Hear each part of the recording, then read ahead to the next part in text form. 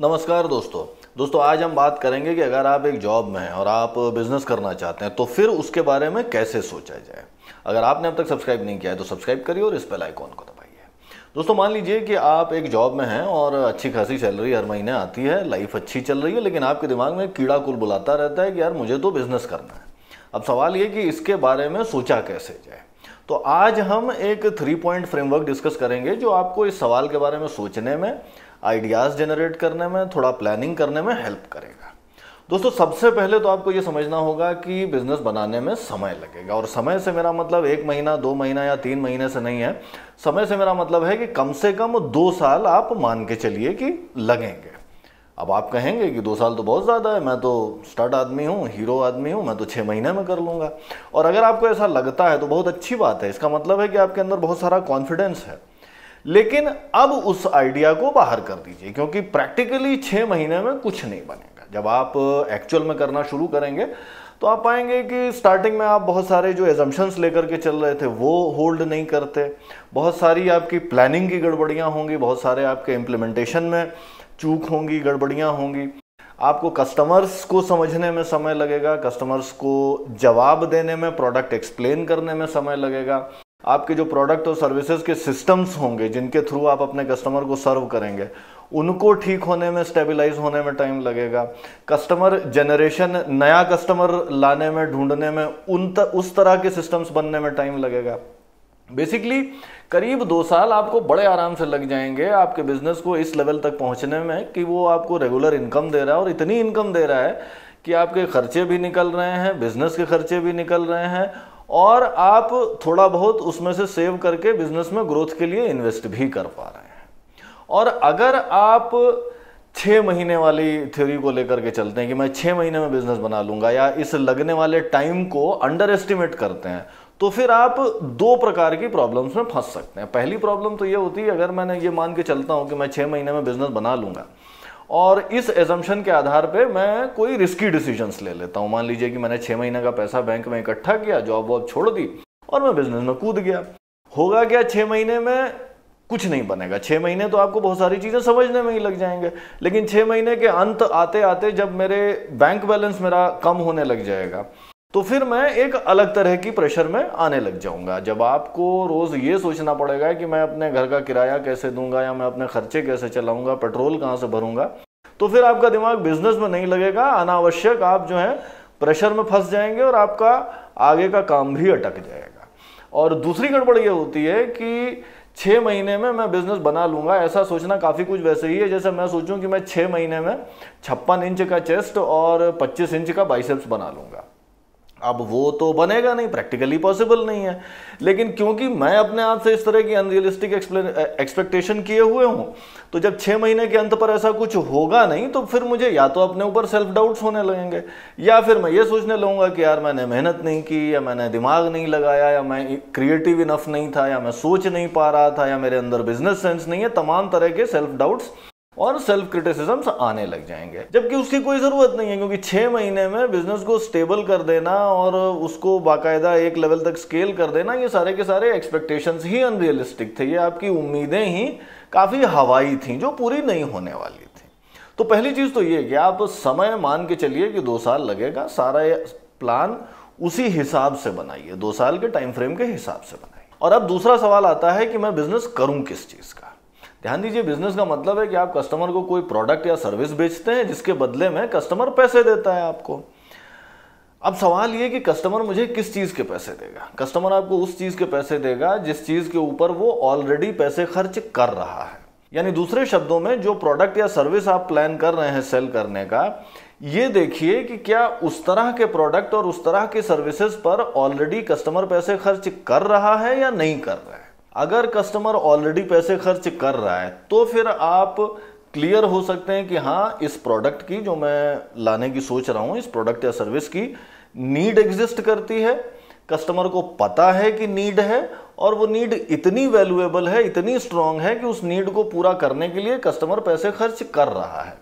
ध्यान दीजिए कि बहुत सारी ऐसी नीड्स होती हैं जिनको पूरा करने के लिए हम पैसे नहीं खर्च करना चाहते। जैसे अगर आप बस में जाएं तो बस में हर कोई खिड़की के किनारे बैठना चाहता है, लेकिन खिड़की वाली सीट के लिए 10% एक्स्ट्रा कोई देना नहीं चाहेगा। इसी तरीके से बहुत सारी ऐसी नीड्स हमारी हैं जिनके ऊपर हम पैसे नहीं खर्च करते। तो अगर आपका प्रोडक्ट कस्टमर की कोई ऐसी नीड पूरी करना चाहता है जिसके लिए कस्टमर ऑलरेडी पैसे नहीं खर्च कर रहा, या कस्टमर को पता ही नहीं है कि वो नीड है उसको, और आप सोच रहे हैं कि मैं ये प्रोडक्ट लॉन्च करूंगा उसके बाद कस्टमर को ये समझाऊंगा कि तुमको ये नीड है, तुम पैसे खर्च करो, तो ऐसा नहीं होने वाला। कस्टमर बिहेवियर चेंज करना एक काफ़ी कॉम्प्लेक्स प्रॉब्लम होती है, काफ़ी सारा पैसा, काफ़ी सारा समय लगता है, और अगर आप एक स्टार्टअप कर रहे हैं तो आपके पास अक्सर उस तरह के बजट्स नहीं होते, उस तरह की टाइमलाइंस नहीं होती। आप अगर कंज्यूमर बिहेवियर को चेंज करने की कोशिश करते हैं तब आप वहां पर फंस जाएंगे। आपको करना क्या है? आपको करना यह है कि आपको ये देखना है कि जिस प्रोडक्ट को या जिस सर्विस को मैं लॉन्च करने की सोच रहा हूं, क्या उसके ऊपर ऑलरेडी काफ़ी सारे कस्टमर्स पैसे खर्च कर रहे हैं या नहीं कर रहे हैं। अब आप कह सकते हैं कि मेरा प्रोडक्ट तो नया है या मेरी सर्विस तो नई है, इनोवेटिव है, ये पहले से एग्जिस्ट ही नहीं करती, तो फिर मैं यहाँ पे कैसे कस्टमर स्पेंड कर रहा है या नहीं कर रहा है इसके बारे में जानकारी करूँ। तो वहां पर भी ये सवाल काफ़ी वैलिड है। जैसे हेनरी फोर्ड ने जिस समय कार लॉन्च की, उस समय कार एग्जिस्ट नहीं करती थी, तो कस्टमर कार के ऊपर पैसे नहीं खर्च कर रहे थे, लेकिन कार किस नीड को सेटिस्फाई कर रही थी? कार ट्रांसपोर्टेशन की नीड को सेटिस्फाई कर रही थी, और ट्रांसपोर्टेशन की नीड के लिए कस्टमर पैसे खर्च कर रहे थे, घोड़े गाड़ी के ऊपर कर रहे थे, किराए के रूप में कर रहे थे, बहरहाल मार्केट में स्पेंड हो रहा था उस नीड के लिए। तो इसलिए जब हेनरी फोर्ड कार लॉन्च करने का सोच रहे हैं तो वो एक सही सोच है, क्योंकि ऑलरेडी कस्टमर स्पेंड बैठा हुआ है वहां पर। इसी तरीके से स्टीव जॉब्स ने जब आईफोन लॉन्च किया, उस समय आईफोन एग्जिस्ट नहीं करता था, आईफोन के लिए कस्टमर स्पेंड नहीं था, लेकिन फोन खरीदने के लिए लोग पैसे खर्च कर रहे थे। तो वहां पर आपको पता है कि जो इनोवेटिव प्रोडक्ट में लाने की कोशिश कर रहा हूं, वो प्रोडक्ट जिस नीड को सेटिस्फाई करता है, उस नीड के ऊपर कस्टमर ऑलरेडी पैसे खर्च कर रहा है। और ये बड़ा इंपॉर्टेंट टेस्ट है बेसिकली, कि जो मैं प्रोडक्ट ला रहा हूं या जो सर्विस में ला रहा हूं, क्या उसके लिए कस्टमर पैसे खर्च कर रहा है, या अगर मेरा प्रोडक्ट और सर्विस वाकई बिल्कुल इनोवेटिव है तो क्या उस नीड को सेटिस्फाई करने के लिए कस्टमर पैसे खर्च कर रहा है या नहीं कर रहा है। अगर कस्टमर को नीड नहीं पता है, या कस्टमर को नीड पता है लेकिन उसके लिए पैसे नहीं खर्च कर रहा, तो फिर आप उसको वो प्रोडक्ट या सर्विस नहीं सेल कर पाए। और तीसरा सवाल जो आपको अपने आप से पूछना है वो ये कि मेरी स्ट्रेंथ क्या है, टेबल पर मैं क्या लेकर के आ रहा हूं। और आपकी स्ट्रेंथ आपकी कोई स्किल हो सकती है, आपके कोई रिसोर्सेज हो सकते हैं कि मैं बहुत सारा पैसा इन्वेस्ट कर सकता हूं, या मैं बहुत सारा नेटवर्क या सोशल कैपिटल लेकर के आ रहा हूं, या कोई स्पेशल इंफॉर्मेशन ही लेकर के आ रहा हूं। जैसे हमारे एक मित्र हैं जो एक बैंक में होम लोन डिपार्टमेंट में काम किया करते हैं। अब होम लोन में काम करते हैं, इस वजह से उनके पास बहुत सारे ऐसे लोग आते हैं जो नए नए घर खरीद रहे हैं। अब जो नए घर खरीद रहे हैं ऑब्वियसली उनको इंटीरियर डेकोरेशन की सर्विसेज की भी ज़रूरत होती है। तो हमारे इन मित्र की वाइफ और उनके एक आध और दोस्तों ने मिलकर के एक इंटीरियर डेकोरेशन की कंपनी स्टार्ट कर दी। बड़ा स्मार्ट डिसीजन है, क्योंकि उनको वहां से इंफॉर्मेशन मिलती है, उनको पता लगता है कि हाँ भाई इन लोगों को ज़रूरत है होम डेकोरेशन की, और उस ज़रूरत को ये टीम फुलफिल कर देती है। बेसिकली आपको ये सोचना है कि कौन सी ऐसी नीड है जिसके लिए ऑलरेडी मार्केट में कस्टमर पैसे खर्च कर रहे हैं, और उस नीड को मैं या तो अपनी स्पेशल स्किल से, या अपने स्पेशल रिसोर्सेज से, या अपनी स्पेशल नॉलेज से, इंफॉर्मेशन से, या तो मैं ज़्यादा अच्छे तरीके से सॉल्व कर पाऊँ, या मैं अच्छा प्रोडक्ट दे सकूँ, या बाकियों से बेटर सर्विस दे सकूं, या फिर मैं ज़्यादा कस्टमर्स तक रीच कर पाऊं। कुछ स्ट्रेंथ मेरे पास होनी चाहिए, कुछ अनफेयर एडवांटेज मेरे पास होना चाहिए। दोस्तों, बिजनेस बनाना एक कॉम्प्लेक्स प्रॉब्लम है। कॉम्प्लेक्स मतलब कि बहुत सारे डिसीजन वेरिएबल्स होते हैं, बहुत सारे डायनामिक डिसीजंस आपको लेने पड़ते हैं, और बहुत सारी अनसर्टेनिटीज होती हैं। ऑब्वियसली ये 3 पॉइंट फ्रेमवर्क उन सारे सवालों के जवाब नहीं देता, लेकिन जब हम इस दिशा में सोचना शुरू करते हैं, या जब हम पहले कदम लेते हैं, तब ये हमारी थिंकिंग को डायरेक्ट करने में काफ़ी हेल्पफुल हो सकता है, और हमें स्टार्टिंग पॉइंट काफ़ी अच्छा दे सकता है। आपको किन चीज़ों का ध्यान रखना है? टाइम लगेगा, 2 साल लगेंगे, 2 साल का प्लान बना करके चलिए। 2 साल में अगर सब कुछ ठीक होता है तो फिर आपका बिजनेस ऐसी स्टेज तक पहुंच जाएगा जहां पे वो ठीक ठाक पैसा आपको रेगुलरली दे रहा है, और आप उसके बारे में आगे सोच सकते हैं। नंबर 2, आपको प्रोडक्ट या सर्विस का जो भी आइडिया आपके दिमाग में है उसको इस टेस्ट से गुजारिए कि क्या इस प्रोडक्ट को या इस सर्विस को खरीदने के लिए लोग ऑलरेडी पैसे खर्च कर रहे हैं। अगर बिल्कुल नया है तो क्या इस जरूरत को पूरा करने के लिए लोग पैसे खर्च कर रहे हैं? अगर लोग पैसे ऑलरेडी नहीं खर्च कर रहे हैं तो फिर उस प्लान को ड्रॉप करिए, किसी और प्रोडक्ट या सर्विस के बारे में सोचिए। और नंबर 3, मेरी क्या स्ट्रेंथ है, मैं क्या अनफेयर एडवांटेज लेकर के आ रहा हूं।